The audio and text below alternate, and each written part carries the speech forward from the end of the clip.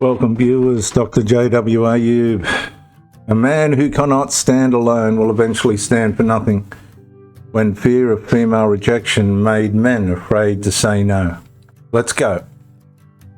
It rarely begins with surrender, it begins with hesitation. A request is made, a boundary is tested. He wants to say no to her, but before the words leave his mouth, another calculation begins. Will she become angry, withdraw affection, question my character, lose attraction, or possibly even leave? So he says yes. Excuse me, viewers. Not because he agrees, but because rejection feels more dangerous than self-betrayal. This is where approval dependency develops into behavioural compliance.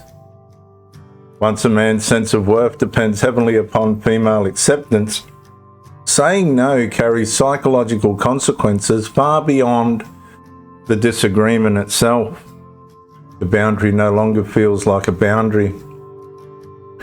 It feels like a threat to belonging to the relationship.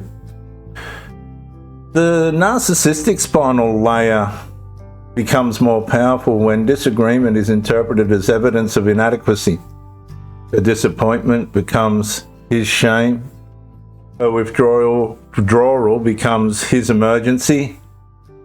Her rejection becomes proof that he has failed. I'm sure I'm speaking to thousands of men right now.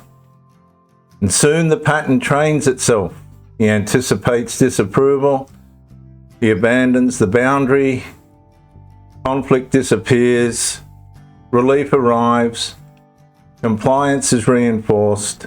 Eventually, nobody needs to explicitly control him. Fear now does that work. He agrees before being pressured, apologises before establishing whether he's even wrong, and changes decisions to prevent emotional fallout, and calls the absence of conflict peace. Excuse me, viewers. But peace purchased through fear is not mutual respect, nor does it create respect. Healthy relationships require two people capable of hearing no without treating disagreement as abandonment, punishment, or humiliation. A woman's disappointment does not automatically make a man's boundary unjust, just as male authority does not automatically make his position correct. Viewers, the deeper test is whether we as men can tolerate relational tension without abandoning our judgment.